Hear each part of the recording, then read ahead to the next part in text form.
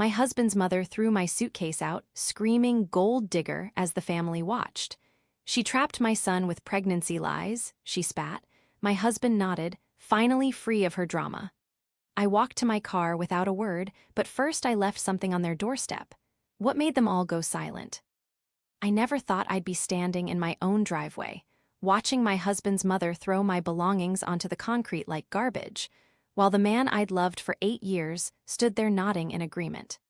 But sometimes life has a way of showing you exactly who people really are, and sometimes the truth is the most powerful weapon you can wield. Hey everyone, I'm Rachel, and I'm 34 years old. Before I dive into this story, I need you all to do me a favor. Drop your location in the comments below. I want to see where my fellow survivors are watching from. And if this story resonates with you, if you've ever felt dismissed or silenced by people who were supposed to love you, please hit that like button and subscribe. Because today, I'm going to tell you about the day I finally found my voice, and how sometimes the quietest revenge is the loudest truth. Let me paint you a picture of the family I married into 8 years ago. The Hendersons were what you'd call old money. At least, that's what they wanted everyone to believe. Mitchell's mother, Patricia, ran that household like a military operation, and everyone fell in line. She had this way of speaking that made every sentence sound like a royal decree, and God help you if you questioned her authority. Mitchell's father, Robert, was quieter but just as judgmental. He'd sit in his leather chair, reading his newspaper, occasionally grunting his approval or disapproval of whatever Patricia had decided that day. Mitchell's younger sister, Vanessa, was the golden child, could do no wrong, every achievement praised to the heavens, every mistake quickly forgot and blamed on someone else's influence. And then there was Mitchell himself. When I met him in college, he was different. Sweet, attentive, had this way of making me feel like I was the only person in the room. But the moment we got engaged, something shifted. It was subtle at first, little comments about how I didn't understand their family traditions, or how I needed to learn their ways if I wanted to fit in. The red flags were there from our wedding day. Patricia insisted on changing my bouquet because mine was too common. She rewrote parts of our vows because they weren't sophisticated enough. When we cut the cake, she literally pushed me aside so she could feed Mitchell the first bite herself, cooing about how no one will ever love you like your mother does. I should have run then, but love makes you stupid sometimes, and I convinced myself that things would get better once we had our own place, our own life. They didn't. For 8 years, I lived in the strange limbo where I was married but never really part of the family. Every holiday was a performance where I had to prove I belonged. Every family dinner was a test I somehow always failed. Patricia had this way of asking questions that sounded innocent but were designed to highlight everything I lacked. "Oh, Rachel, your mother never taught you to properly set a table. How interesting." "Mitchell, darling, are you sure Rachel understands the importance of appearances at the country club?" "I just think it's so unique how Rachel's family celebrates holidays. So casual." The worst part? Mitchell never defended me. Ever. He'd just give me this look that said, "Please don't make this harder," and change the subject. After a while, I stopped expecting him to stand up for me. I learned to smile, nod, and survive each encounter. The pregnancy issue started about 2 years into our marriage. Every family gathering became an interrogation about when we were going to give them grandchildren. Patricia would make comments about my biological clock and how Mitchell deserved to carry on the family name. She'd talk about my womb like it was a broken appliance that needed fixing. What they didn't know, what I never told anyone except my best friend Carmen and my therapist Dr. Williams, was that we'd been trying. For years. I'd taken more pregnancy tests than I could count, scheduled doctor appointments, tracked my cycle religiously. The hope and disappointment cycle was killing me slowly, but I kept it private because the alternative was giving Patricia more ammunition. Then came the miscarriages, 3 of them over 4 years. Each one felt like losing a piece of my soul, but I couldn't grieve properly because Patricia would just see it as another failure on my part. Mitchell was supportive at first, but even he started getting distant after the 3rd loss. I caught him Googling fertility specialists and marriage counseling late at night. The comments got worse. Patricia started making jokes about me being defective and how Mitchell should have chosen better breeding stock. Yes, she actually said that, at Thanksgiving dinner, in front of the entire extended family. Mitchell laughed it off as mom being mom. That's when I started documenting everything. Dr. Williams had suggested it initially as a way to process my feelings, but I began recording every family gathering, every phone call, every text message exchange. I told myself it was for my own sanity, to prove to myself that I wasn't imagining the constant belittlement and cruelty. I had no idea it would become the key to my freedom. The breaking point came on a random Tuesday in March. I'd been having what I thought might be pregnancy symptoms: nausea, fatigue, missed period. I was afraid to get my hopes up, but I couldn't help feeling excited. I took 3 tests that morning, and they were all positive. I was pregnant. Finally, after years of trying, it was happening. I wanted to tell Mitchell first, plan something special, but I was so overwhelmed with joy that I called him at work. Looking back, I should have waited, but in that moment, I just needed to share the happiness with someone. Mitchell, honey, I have incredible news. I just took a test, actually 3 tests, and they're all positive. We're pregnant. There was silence on the other end. Then, are you sure? I mean, you've thought this before. The comment stung, but I pushed past it. I'm sure. I'm going to call Dr. Peterson and schedule an appointment, but Mitchell, we're finally going to be parents. Okay, well, let's not tell anyone yet. You know how mom gets her hopes up. Even in my moment of joy, it was about managing his mother's feelings. But I agreed. We'd wait until after the first doctor's appointment to share the news. That appointment was scheduled for Friday morning. I never made it. Thursday night, I started cramping. By Friday morning, I was bleeding heavily. I knew before the doctor confirmed it, I was losing another baby. I called Mitchell from the hospital, sobbing. It happened again. I lost the baby. His response still echoes in my mind. Maybe this is a sign, Rachel. Maybe we should accept that this isn't meant to happen for us. Not I'm sorry, not I'm coming to be with you. Just resignation and barely concealed relief. I drove myself home from the hospital that day, sat in my empty house, and cried until I had no tears left. Then I did something I'd never done before. I called in sick to work for the rest of the week and just existed. I ate ice cream for breakfast, watched terrible reality TV, and let myself fall apart completely. Carmen came by every day, bringing groceries and just sitting with me. She didn't try to fix anything or offer platitudes. She just sat there while I grieved, and for the first time in years, I felt truly supported. It was Carmen who finally said what I'd been thinking, but was too scared to admit. Rachel, honey, you know this marriage is killing you, right? I did know. Deep down, I'd known for years. But admitting it meant admitting that I'd wasted 8 years of my life trying to earn love from people who were incapable of giving it. The confrontation happened 3 weeks later, on a Sunday afternoon that started like any other family gathering. I'd been quieter than usual, still processing my grief, but I showed up because that's what good wives do, right? Patricia was in rare form that day, regaling everyone with stories about Vanessa's latest promotion and how proud she was to have such accomplished children. The plural stung. After 8 years, I still wasn't considered one of her children. Then she turned to me with that smile that never reached her eyes. Rachel, dear, you've been so quiet today. Everything all right?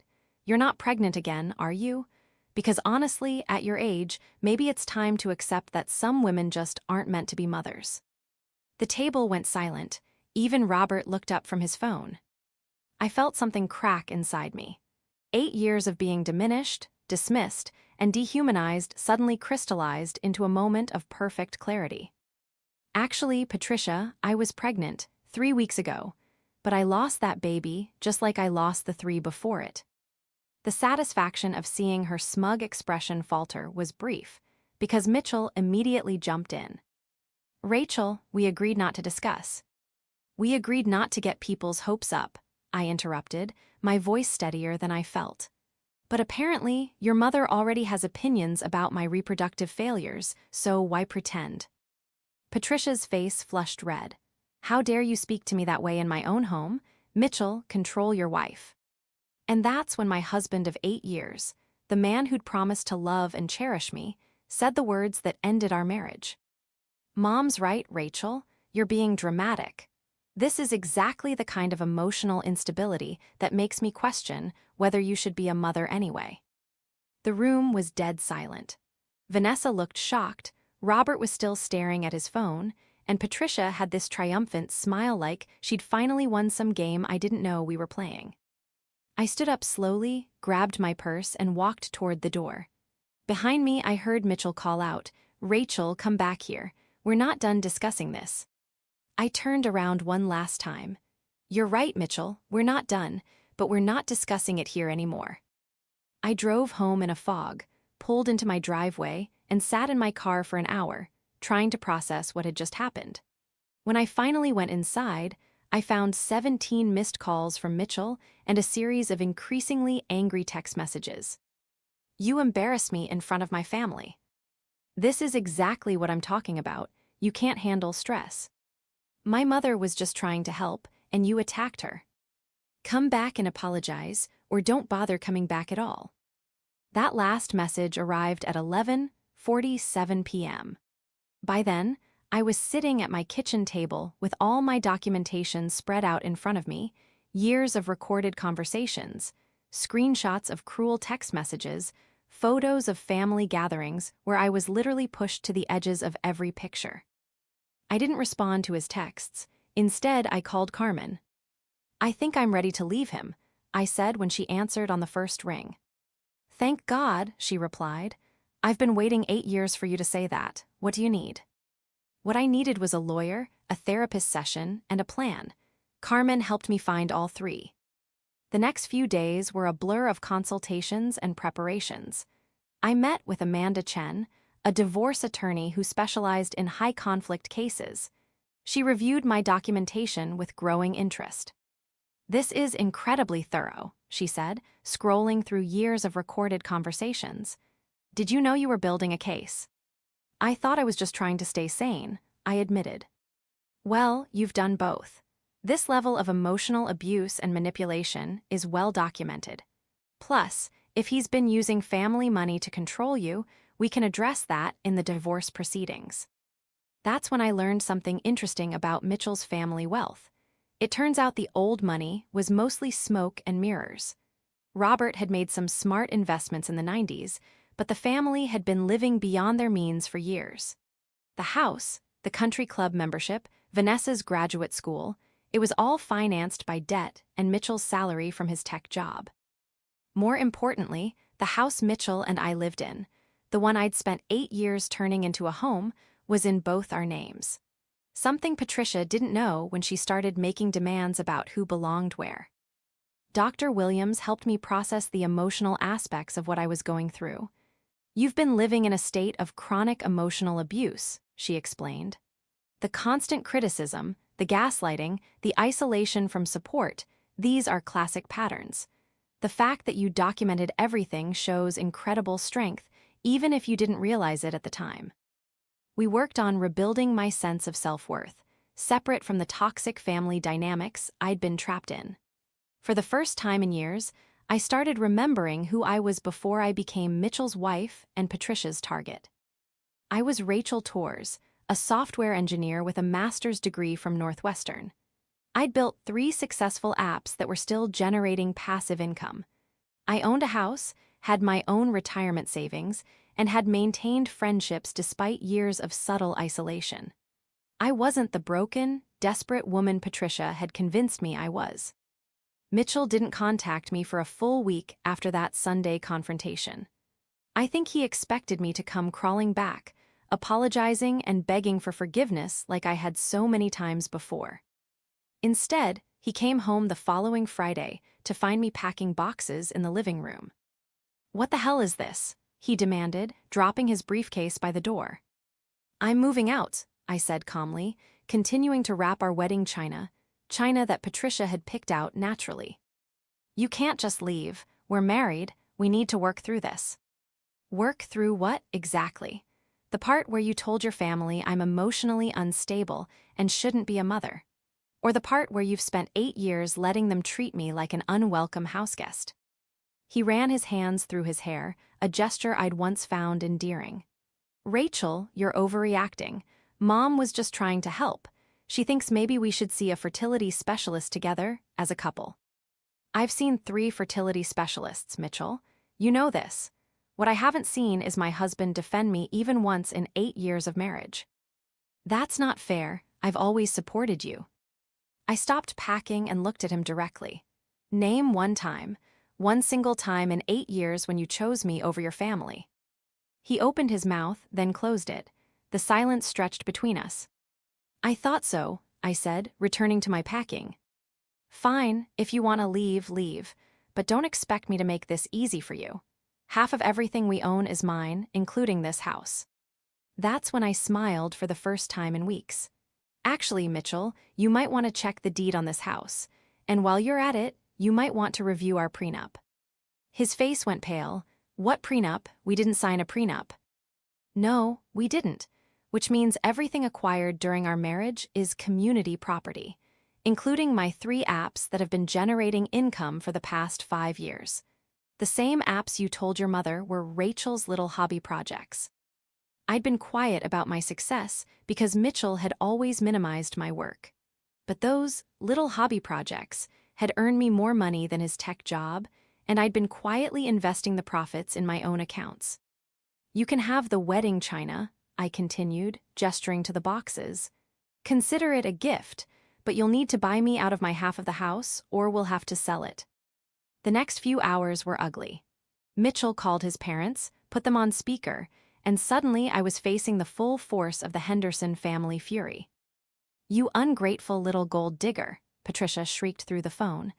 After everything we've done for you, this is how you repay us. What exactly have you done for me, Patricia? I asked calmly. We welcomed you into our family. We treated you like a daughter.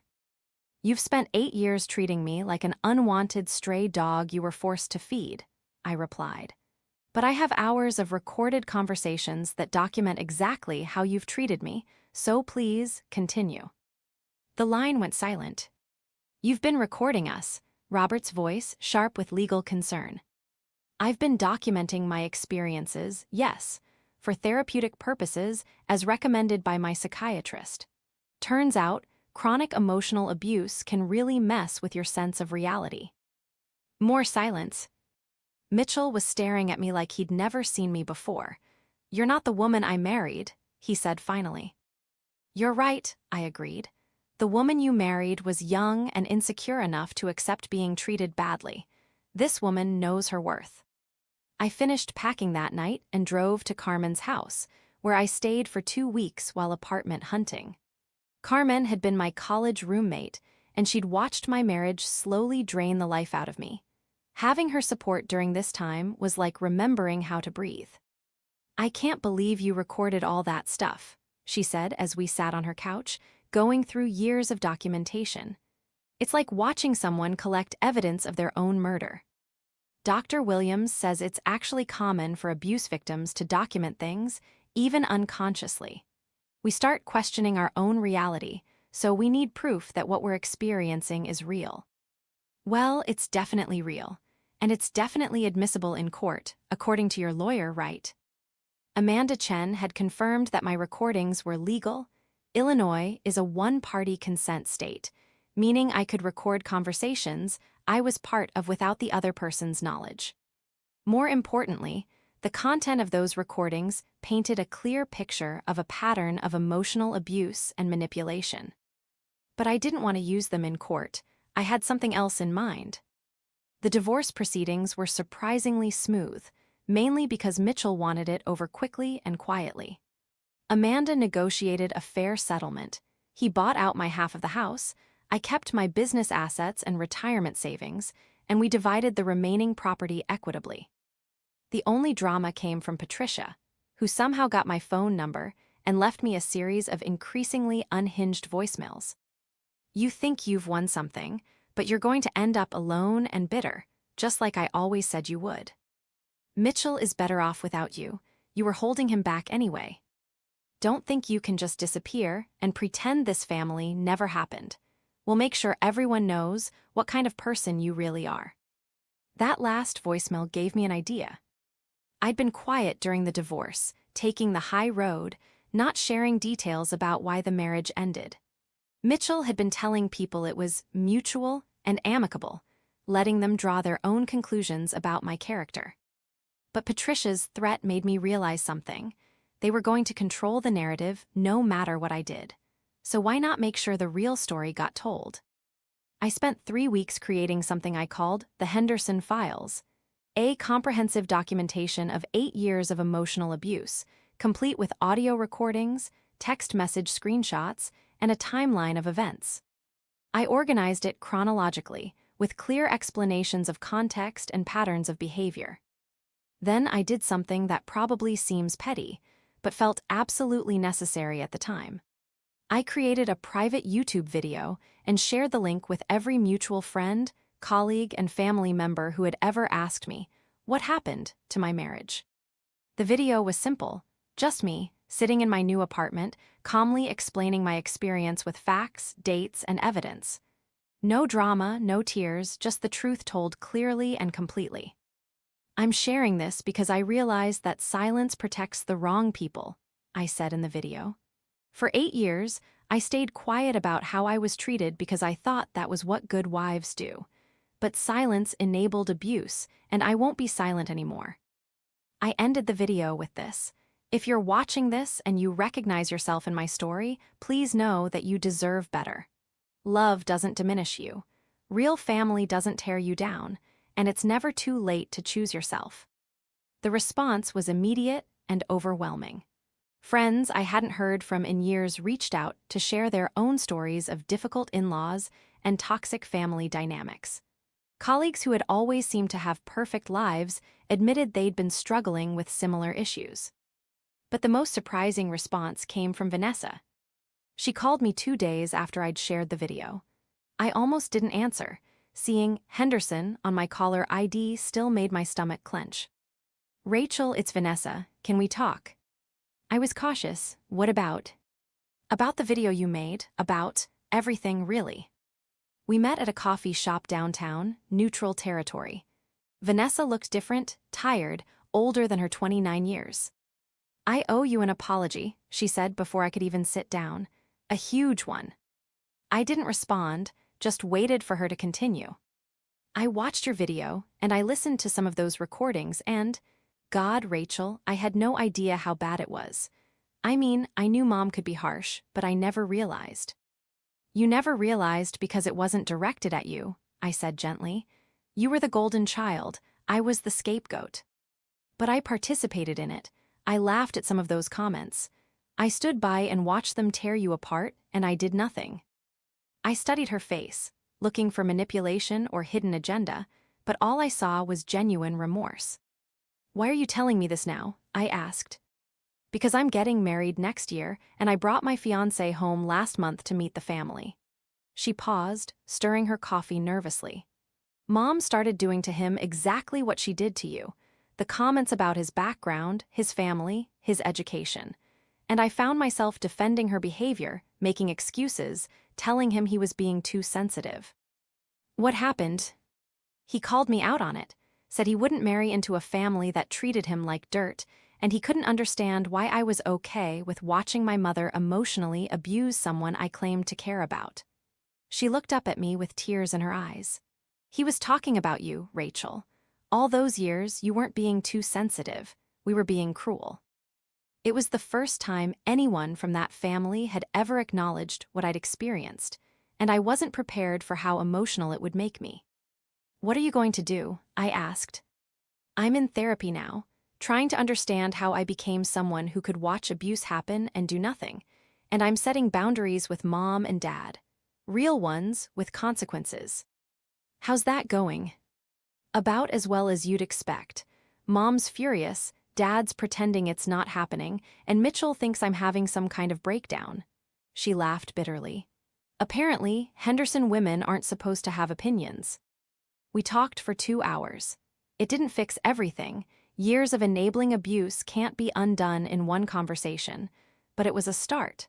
For the first time, I felt like someone from that family actually saw me as a human being worthy of respect. As we were leaving, Vanessa asked, "Do you think you'll ever forgive us for what we put you through?" I considered the question carefully. I'm working on forgiving you for my own peace of mind, but forgiveness doesn't mean forgetting, and it doesn't mean giving people access to hurt you again. I understand, and Rachel, thank you for being brave enough to tell the truth. I needed to hear it. 6 months after my divorce was finalized, I was in a completely different place. I'd found a beautiful one-bedroom apartment with huge windows and a balcony where I could grow herbs. I'd started dating again, nothing serious, just remembering what it felt like to have conversations with men who were interested in my thoughts and opinions. My apps had been more successful than ever, and I'd launched a fourth one focused on mental health resources for people dealing with toxic family dynamics. The irony wasn't lost on me that my worst experience had inspired my most meaningful work. But the biggest change was internal. I'd spent so many years trying to shrink myself to fit into spaces where I wasn't welcome that I'd forgotten what it felt like to take up space confidently. Therapy helped, but so did the simple act of living alone and making decisions based solely on what I wanted. I decorated my apartment in bright colors Patricia would have hated. I bought art from local artists instead of investment pieces. I adopted a rescue cat named Luna who had trust issues and liked to hide under the bed when strangers came over. I related to her completely. The final chapter of the Henderson saga came almost a year after our divorce was final. Mitchell had been dating someone new, a 26-year-old marketing coordinator from his office named Brittany who, according to mutual friends, was everything I wasn't: bubbly, agreeable, and eager to please. Patricia apparently loved her. I heard through the grapevine that they'd gotten engaged after 6 months of dating, and the wedding was being planned for the following spring. Part of me felt sorry for this young woman who had no idea what she was walking into. Then Carmen forwarded me a text message that made me realize Brittany might be smarter than anyone gave her credit for. The message was from a mutual friend who worked with Brittany. "Girl, you need to see this." Brittany showed me Rachel's video about the Henderson family and asked if I thought she was making a mistake. She's having serious second thoughts about the engagement.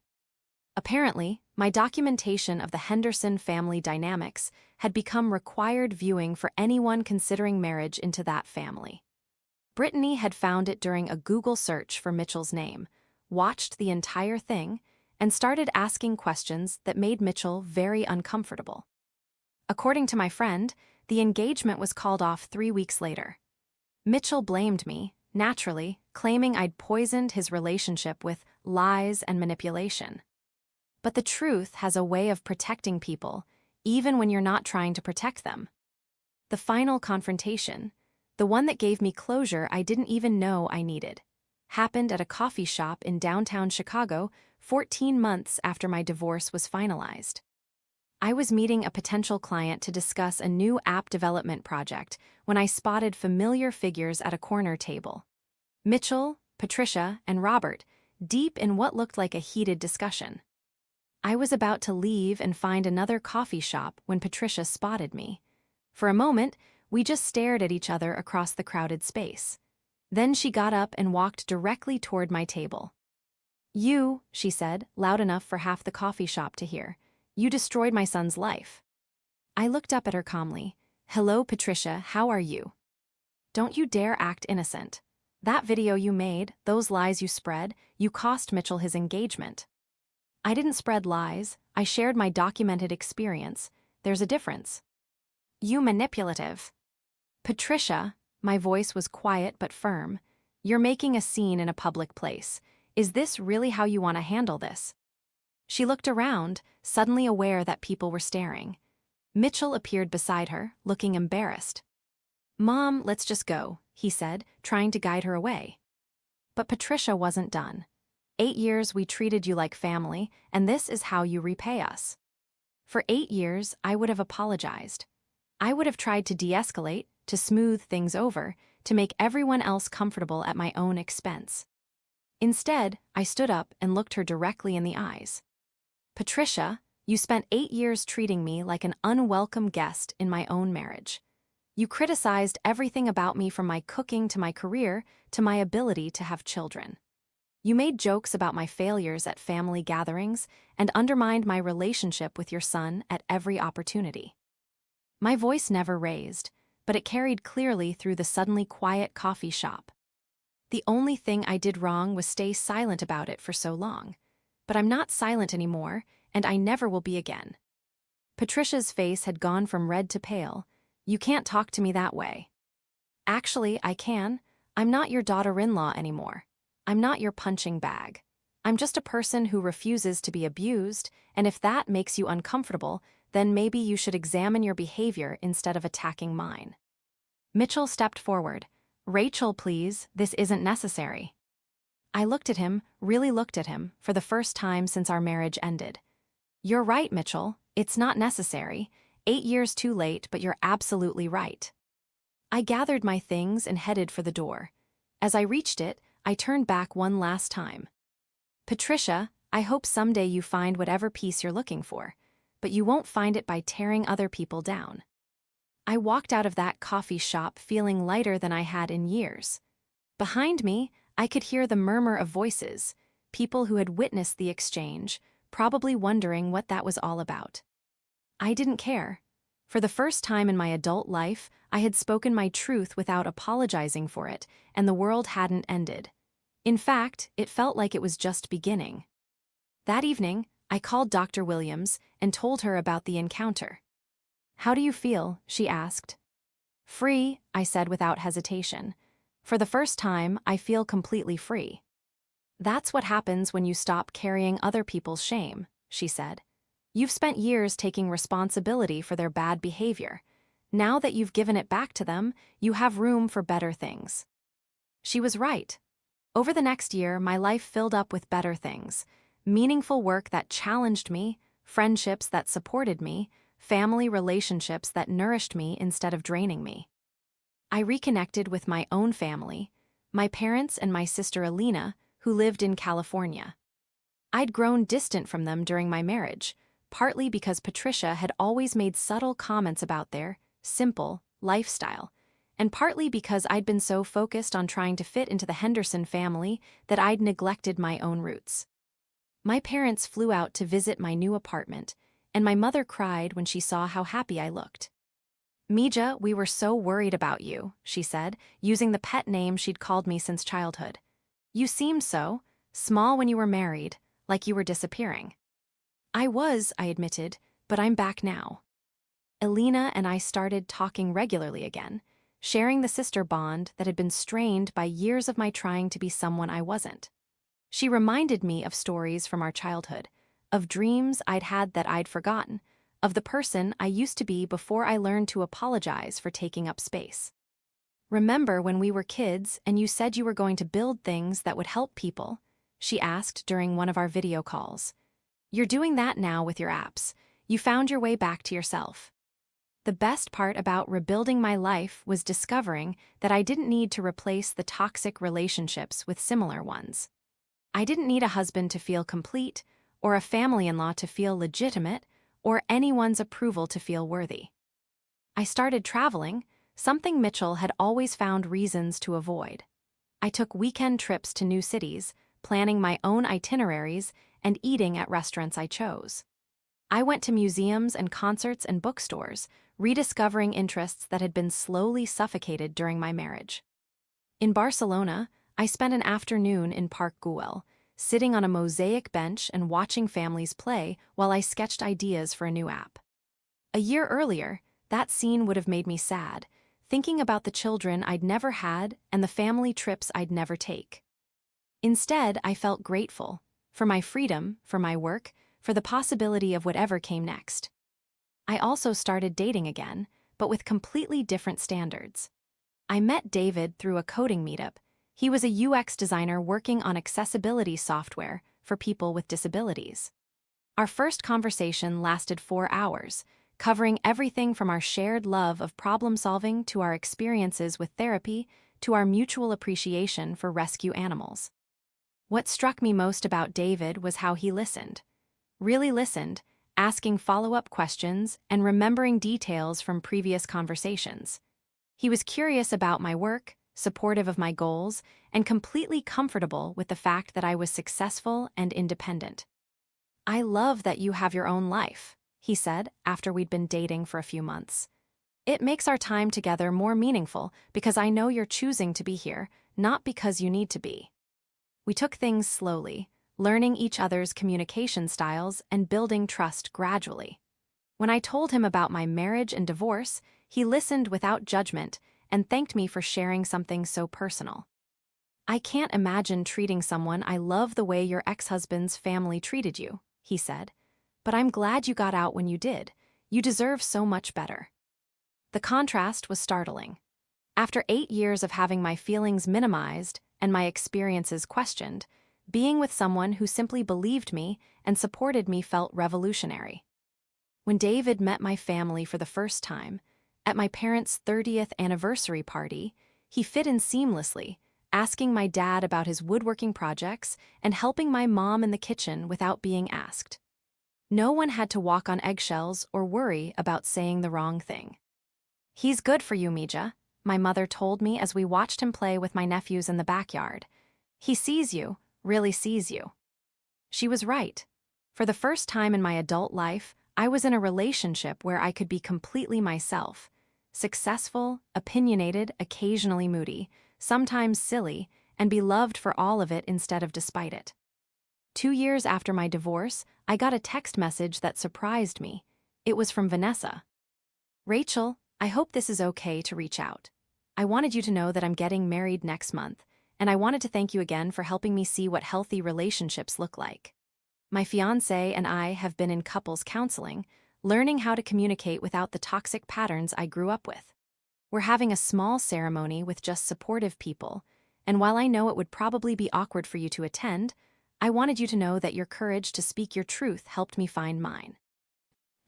I was happy for her. Breaking cycles of dysfunction isn't easy, and it takes courage to admit when you've been part of the problem. I texted back, "Congratulations, Vanessa. I'm proud of you for doing the work to break those patterns. Wishing you and your fiancé all the happiness." She responded immediately, "Thank you. And Rachel, Mom and Dad are furious that I'm not inviting them to the wedding. They say I'm being dramatic and ungrateful. It's hard, but I know it's the right choice." "Trust your instincts," I replied.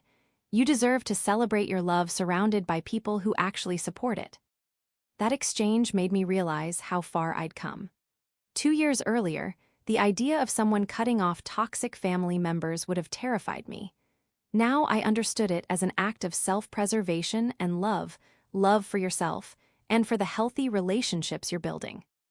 The final piece of my healing journey came unexpectedly during a work conference in San Francisco. I was presenting my mental health app to a room full of investors and developers when I noticed a familiar face in the audience. Dr. Angela Martinez, the therapist who'd helped me through my darkest days after the 3rd miscarriage. After my presentation, she approached me with a huge smile. "Rachel, I can't believe it's you. You look absolutely radiant." We went for coffee after the conference, and I found myself telling her about everything that had happened since I'd stopped seeing her. The divorce, the documentation, the video, the rebuilding of my life. "You know what strikes me about your story?" she said when I finished. "You found your voice not through anger or revenge, but through truth. That's incredibly powerful." "Sometimes I wonder if I should have just stayed quiet and tried to make it work," I admitted. "Do you really wonder that, or is that just old programming talking?" I considered her question carefully. "Old programming, I think. I know I made the right choice. It's just, I spent so many years believing that keeping the peace was more important than protecting myself. And now I know that my peace matters too. That protecting myself isn't selfish, it's necessary." Dr. Martinez smiled. "That's the difference between surviving and thriving. You're not just surviving your past anymore, Rachel. You're thriving in your present." She was right. Everything about my life had changed, but the most important change was internal. I'd learned to trust my own judgment, to believe my own experiences, to value my own needs and feelings. The ultimate validation came 3 years after my divorce, when I received an email that made me laugh out loud. It was from a journalist writing an article about toxic family dynamics and their impact on marriages. She'd found my YouTube video and wanted to interview me about my experience. Your documentation of emotional abuse patterns has been shared in several support groups I've researched, she wrote. Many people have said your video helped them recognize similar patterns in their own lives and gave them the courage to seek help. I agreed to the interview, and when the article was published, it generated dozens of responses from people sharing their own stories of toxic in-laws and unsupportive spouses. My email inbox filled with messages from strangers thanking me for speaking up. One message particularly stood out. Dear Rachel, I watched your video after my sister-in-law sent it to me. I've been married for 12 years to a man whose family treats me exactly like the Hendersons treated you. I've always thought I was being too sensitive or dramatic, but hearing your story made me realize that I deserve better. I've started documenting things too, and I'm looking into counseling. Thank you for showing me that it's possible to choose yourself. You may have saved my life. Reading that message, I realized that my pain had served a purpose beyond my own healing. By refusing to stay silent, I'd created space for other people to speak their truth too. That same month, I got news that felt like the universe's way of giving me closure. Mitchell and Patricia had both reached out to mutual friends, asking for my contact information. They wanted to make amends and clear the air. I declined to provide my information, but I did ask what had prompted their sudden interest in reconciliation. Apparently, Mitchell's second engagement had also ended badly, and he was struggling to maintain relationships with anyone who'd known about his treatment of me. Patricia had been forced to step back from several social organizations after other members had seen my video and started questioning her behavior. The consequences of their actions were finally catching up with them, and they wanted to control the narrative by getting me to publicly forgive them. I felt nothing. No anger, no satisfaction, no desire for revenge or reconciliation. They'd become irrelevant to my life, and that felt like the greatest victory of all. Instead of responding to their requests, I focused on the present. David and I had been talking about moving in together, and I'd been offered a contract to develop a mental health app for a major healthcare company, the biggest project of my career. We found a beautiful 2-bedroom apartment with a home office where I could work, and spent weekends picking out furniture and planning our shared space. The contrast with my marriage was striking. Every decision was collaborative. Every disagreement was handled with respect and communication. Every day felt like building something together instead of surviving something alone. 6 months later, David proposed during a quiet dinner at home. After Luna had finally decided he was trustworthy enough to sit on his lap while he watched TV. I love our life together, he said, getting down on one knee in our living room. I love how we challenge each other and support each other and build each other up. I love that you're strong and independent and that you choose to share that strength with me. Will you marry me? The ring was simple and elegant, nothing like the ostentatious diamond Mitchell had chosen to impress his family. This ring was chosen for me by someone who actually knew me. Yes, I said, and meant it completely. We planned a small wedding, just our families and closest friends, focused on celebrating our love rather than performing for an audience. My parents flew in from Chicago, Elena came from California with her kids, and David's family welcomed me with the kind of warmth and genuine affection I'd forgotten was possible. The night before our wedding, my mother and I sat on my balcony, looking at the city lights and talking about love. Mija, I'm so proud of who you've become, she said. When you were married before, I could see you disappearing a little more each time we visited. Now you're so bright, so yourself. I had to learn that love isn't supposed to diminish you, I said. Real love makes you more yourself, not less. Your David sees that. He sees all of you and loves all of you. She was right. At our wedding the next day, David's vows included the line, I promise to love your strength, your ambition, your independence, and all the beautiful complexity that makes you who you are. I cried happy tears for once. My own vows were simple. I promised to never again make myself smaller to fit into spaces where I'm not welcome. I promised to choose you every day, not from need or fear, but from love and joy. And I promised to keep growing into the person I'm meant to be, knowing that you'll be growing alongside me. The reception was everything my first wedding wasn't: relaxed, joyful, focused on the people we loved rather than the impression we wanted to make. No one critiqued the flowers or the food or the music. Everyone just celebrated. During our first dance, David whispered in my ear, "I'm so glad you found your way to yourself. It led you to me." 4 years after my divorce from Mitchell, 5 after I'd first walked out of the Henderson family gathering with my dignity intact, I was standing in my own living room, married to a man who cherished me, surrounded by family and friends who supported me, living a life that was entirely my own creation. The success of my apps had allowed me to start a small foundation, providing resources for people leaving toxic relationships. The feedback from users showed me daily that speaking my truth had created ripples of healing I'd never imagined possible.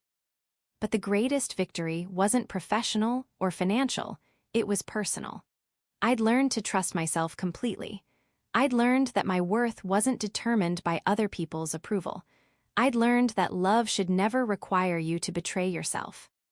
And most importantly, I'd learned that sometimes the most powerful revenge isn't revenge at all. It's simply refusing to let toxic people define your story. The morning after our wedding, David and I were having coffee on our balcony when my phone buzzed with a text from an unknown number. "Congratulations on your wedding. I saw the photos Alina posted. You look happy. Vanessa." I showed David the message. "That's Mitchell's sister," I explained, "the one who apologized after watching my video. Are you going to respond?" I thought about it for a moment, then typed back, "Thank you, I am happy. I hope you are too." She replied immediately, "I am, therapy helped, so did your example of what it looks like to choose yourself. Enjoy your new life." I put my phone away and looked at my husband, who was reading the newspaper while Luna curled up in his lap. This was my life now, peaceful, supportive, full of people who wanted me to succeed and grow and be happy. The Hendersons had taught me what love wasn't. David and my chosen family were teaching me what love was. The contrast was everything. As I finish telling you this story, I want you to know that I'm not sharing it for sympathy or to relitigate old grievances. I'm sharing it because I know there are people watching who see themselves in my story. People who are shrinking themselves to fit into relationships that don't value them. People who are accepting treatment they would never tolerate if it came from strangers. People who are afraid to speak their truth because they've been convinced their truth doesn't matter. Your truth matters, your feelings matter, your boundaries matter, your peace matters. You don't owe anyone access to abuse you, not even family. You don't owe anyone the right to diminish you, not even people who claim to love you. And you definitely don't owe anyone silence about your own experiences. The documentation I kept wasn't about revenge, it was about validation. When you're being gaslit and manipulated, sometimes you need proof that your experiences are real. Trust your instincts. Document what you need to document. Seek support from people who believe you. And remember that leaving toxic situations isn't giving up on love. It's making room for real love to find you. If you're in a situation like I was, please know that there is life on the other side of that door. There are people who will love you for exactly who you are, not for who they want you to become. There are relationships that will build you up instead of tearing you down. There is happiness that doesn't require you to betray yourself to earn it. The truth I left on that doorstep, in the form of my video, my documentation, and my refusal to stay silent, wasn't just my truth. It was the truth that everyone deserves to be loved well, treated with respect, and valued for who they are. You deserve that too. So if my story resonates with you, please hit that like button and subscribe. Share this video with someone who might need to hear it. And most importantly, drop a comment below telling me where you're watching from and what speaking your truth means to you. Because sometimes the most powerful thing you can do is simply refuse to be silent anymore. Thank you for listening to my story. Thank you for believing survivors. and thank you for choosing to love yourselves enough to demand better. Until next time, remember, you are worth fighting for, especially when you're the one doing the fighting.